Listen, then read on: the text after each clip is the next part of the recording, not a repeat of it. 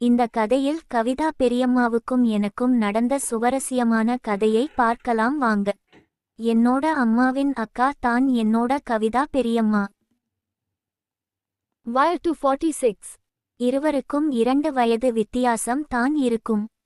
நடுத்தரமான உயரமும் அதுக்கேத்தாற் போல உடம்பும் இருக்கும். மாநிறமாய் இருப்பா. எங்களைப் போல அவளும் கிராமத்தில் தான் இருக்கிறாள். அவ வீட்ல இருக்கும்போது புடவையும் நைட்டியும் போடுவா. வெளில போனா புடவையில் போவா. புடவை இல்ல நல்லா அம்சமாய் இருக்கும். பெரியம்மா அதிகமா படிக்கல, ஆனா நல்லா அன்பாக பேசுவா. இப்ப வீட்ல அவன் மட்டும்தான் தனியா இருக்கா. பெரியப்பா வெளிநாட்டுல வேலை செய்றாரு.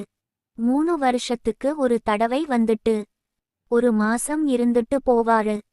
இப்பதான் 2 மாதத்துக்கு முன்னாடி எங்க பெரியம்மா பொண்ணு வினிதா அக்காவுக்கு கல்யாணத்துக்கு வந்துட்டு போனாரு.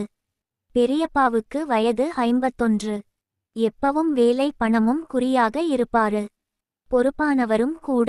அக்கா வினிதா இப்போது திருமணம் முடிஞ்சு 2 மாசம் ஆச்சு. அவ புருஷன் வீட்ல இருக்கா.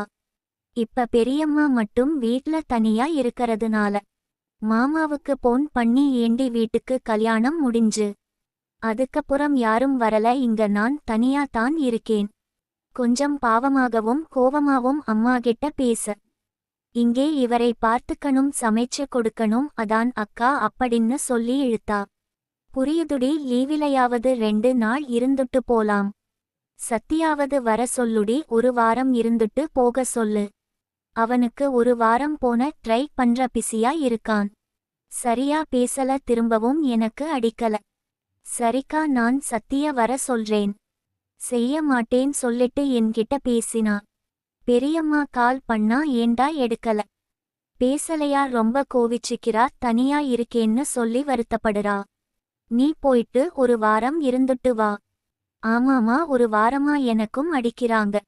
என்னால சரியா பேச முடியல, வேலை கொஞ்சம் அதிகம். சரிமா, நைட் கிளம்பிட்டு நான் 1 வாரம் இருந்துட்டு வரேன். என் பேரு தான் சக்தி. Wire to 24. ஒரு தனியார் கம்பெனியில் வேலை செய்கிறேன். அம்மா கிட்ட சொல்லிட்டு இரவு பெரியம்மா வீட்டுக்கு கிளம்பினேன். எங்க ஊருக்கு எங்க பெரியம்மா ஊருக்கும் 40 கிலோமீட்டர் தூரம். பஸ்ல போனேன். பஸ்ல போகும்போது எனக்கு பெரியம்மா கால் பண்ணா. வெளில சாப்பிடாத, வீட்ல சமைச்சு இருக்கேன் சொன்னா. சரி பெரியம்மா சொன்னேன். இரவு 11:30 மணிக்கு பெரியம்மா வீட்டு கதவு தட்டுனா. பெரியம்மா வந்து கதவ தொறந்து, சக்தி வா, எப்படி இருக்க? என்ன இவ்வளவு லேட்டா வர கேட்டதும் நான் லேட்டா தான் வீட்டில் இருந்தே கிளம்பினேன் சொன்ன. அந்த சேர்ல உட்கார சக்தி என்று சொல்லி அப்புறம் என் கைய புடிச்சு உட்கார வச்சா. சோபால உட்கார்ந்து கொஞ்ச நேரம் பேசிக்கிட்டு இருந்தோம். அவளை என் பக்கத்திலேயே உட்கார்ந்து என தட்டி பேசிக்கிட்டு இருந்ததா. கொஞ்ச நேரம் கழிச்சு சரி, கை கழுவிட்டு வா, சாப்பிட்டுக்கிட்டே பேசுவோம், மணியாச்சி சொல்ல. நான் போயிட்டு முகமாக கழுவிட்டு என்னோட கையில் எடுத்து கட்டிக்கிட்டு சாப்பிட போனேன். பெரியம்மா எனக்கு சமைத்து வச்ச சாப்பாடு எனக்கு பரிமாறினா. எனக்கு குனிஞ்ச சாப்பாடு வைக்கும் போது பெரியம்மா தெரிஞ்சுச்சு. அத பார்த்ததும் கொஞ்சம் ஒரு மாதிரி இருந்துச்சு. ஆனா பாக்குறதுக்கு முன்னாடி வரைக்கும் எந்த தப்பான பார்வையும் எனக்கு தோணவில்லை. சாப்பிட்டுவிட்டு கொஞ்ச நேரம் பேசிக் கொண்டிருந்தோம். மணி இரவு 12:30 மணிக்கு மேலானதும் பெரியம்மா போயிட்டு அவ ரூம்ல இருந்து 2 பேருக்கும் பெரிய போர்வை ஒன்று எடுத்து வந்து படுக்கை விரித்தாள். 2 தலகாணியை இடையில் இடம் கொஞ்சம் விட்டு, நீ அப்புறம் டிவி பார்த்துட்டு படுக்கும் போது லைட்டை ஆஃப் பண்ணிட்டு வந்து படு சக்தின்னு சொல்லிட்டு அவ படுத்தா. நான் உட்கார்ந்து இருக்கும் போது எனக்கு எதிரே நான் டிவி பார்த்துக்கொண்டு 30 நிமிடம் கழித்து யதார்த்தமாக என் பார்வையில் இருந்து கொஞ்சம் கீழே பார்த்தேன். இதை பார்த்ததும் எனக்கு ஏதோ ஒரு மாதிரி இருந்தது. இப்படி பார்த்தது பெரியம்மாவை முதல் முறை. அதற்கு மேல் என்னால் டிவி பார்க்க முடியவில்லை. டிவி ஆஃப் பண்ணிட்டு படுக்கைக்கு போனேன். ஒரே போர்வையில் தலைகாணை மட்டுமே தள்ளியிருந்தது. அதை இன்னும் பக்கத்தில் நகர்த்தி பெரியம்மா பக்கம் பார்த்து கொண்டு படுத்தேன். பெரியம்மா நல்லா தூங்கினா. தொட்டு பார்க்க ஆசையா இருந்துச்சு. பயமாவும் இருந்துச்சு. இடையில காலை சொரிந்தாள். ஆனால் இருட்டாய் இருந்தது. நாள தெரியல, எனக்கு பார்க்கணும் போல இருந்துச்சு. இதுவரை பார்த்தது இல்லை. அப்ப எனக்கு ஒன்னு தோணிச்சு. பெரியம்மாவுக்கு என்னோட காட்டுவோம், என்ன பண்றன்னு பார்ப்போம். அப்புறம் முயற்சி பண்ணுவோம். பெரியம்மா ரொம்ப நேரம் முழிக்கல, எனக்கு தூக்கமும் வரல. 3:40 இருக்கும். பெரியம்மா எழுந்து வீட்டிற்கு வெளியே கழிக்க போனாள். என்னை சரியாக கவனிக்கவில்லை. போயிட்டு உள்ள வந்தா நேரா என்னைய பார்த்தா. லேசா கண் திறந்து தூங்குறடு என்னோட பார்த்துகிட்டே அவ படுத்த இடத்துக்கு வந்து உட்கார்ந்து கொஞ்ச நேரம் பார்த்துகிட்டே இருந்துட்டு எழுந்து பின்னாடி மோட்டார் ரூம் அருகே சிமெண்ட்ல கட்டுன தண்ணி தொட்டிக்கு கிட்ட போன. நான் பின்னால எழுந்து போனேன். பெரியம்மா உணர்ச்சி அதிகமாக பாத்திரம் விளக்க வைத்திருந்த சிறிய முக்காலி மேல உட்கார்ந்து இத கிச்சேன் கிராதி ஓட்டை வழியா பார்த்தேன்.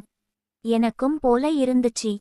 வெறும் சாக்கட்டுடன் உள்ள நடந்தா. நான் உடனே படுத்த இடத்துக்கு போயிட்டேன். உள்ள வந்தா என் பக்கம் பார்த்தா. நயட்டி மாத்திட்டு வந்து படுத்தா. என்ன பார்த்தா நான் மறைச்சிட்டு தூங்குறது போல நடிச்சேன். அவ கொஞ்ச நேரத்துல தூங்கிட்டா. எனக்கு தூக்கம் வரல, சீண்டலாம்னு தோணுச்சு. ஆனாலும் பயம் தூக்கத்துல போடுற மாதிரி கை போட்டேன். பெரியம்மா என் பக்கம் திரும்பி படுத்து அவளும் என்மேல கை போட்டு தூங்கினா. நாளைக்கு பார்க்கலான்னு தூங்கிட்டேன். காலையில் 9:30க்கு எழுந்து பார்த்தேன். பெரியம்மா குளிச்சிட்டு சமைச்சிக்கிட்டு இருந்தா. எனக்கு முன்னாடி எழுந்து எல்லா வேலையும் முடிச்சிட்டா. எழுந்து போனேன். சக்தி குளிச்சிட்டு வா சாப்பிடலாம் சொல்லிட்டு டீ குடுத்தா. குளிச்சிட்டு வந்து சாப்பிட்டு டிவி பார்த்தோம். எனக்கு இரவு நடந்தது மட்டுமே ஞாபகம் வந்தது. பெரியம்மாவை பார்த்துகிட்டே டிவியும் பார்த்தேன். அவ என்ன பார்க்கல. எப்படியாவது இன்னைக்கு பெரியம்மாவை யோசனையா இருந்துச்சு. மதியமும் வந்துச்சு, சாப்பிட்டோம். அக்கா பத்தி கேட்டேன் சொன்னா. பெரியப்பா எப்ப வருவாங்க கேட்டேன். இப்ப தானடா அக்கா கல்யாணத்துக்கு வந்துட்டு போனாரு. வர 5 வருஷம் ஆகும் சொன்னாங்க. நீங்க தனியா இருக்கீங்க, அதான் பெரியம்மா கேட்டேன். என்னோட தலையில் கை வைத்து முடிய வருடி கொண்டே. அதான் நீ இருக்கியே கன்னத்துல கொடுத்தா. எனக்கு ஒரே சந்தோமா இருந்துச்சு. பேசும்போது பெரியப்பா கால் பண்ணி பெரியம்மாகிட்ட பேசுனாரு. பேச்சிக்கொண்டு என்னைய பார்த்தா. பெரியம்மா ஏன் இப்படி பாக்குறா, பெரியப்பா எதுவும் நம்மள சொல்லுறாரு நினைச்சி. என்னோட போன் ரெகார்ட் ஆன் பண்ணிட்டு வெளியே போனேன். 15 நிமிஷம் பேசி முடிச்சிட்டுடாலோன்னு உள்ள வரப்ப சத்தம் கேட்டுச்சு. போன்ல கேட்கலாம்னு வெளில போயிட்டேன். கொஞ்சம் நேரம் கழித்து பெரியம்மா சக்தி ஏன் வெளில போன சரிவான்னு கூப்பிட்டா. நீ டிவி பாரு, அக்கா கிட்ட பேசணும், ரூம்க்கு போறேன் சொல்லிட்டு போயிட்டா. நான் என்னோட போன் எடுத்து என்ன பேசுனான்னு கேட்டேன்.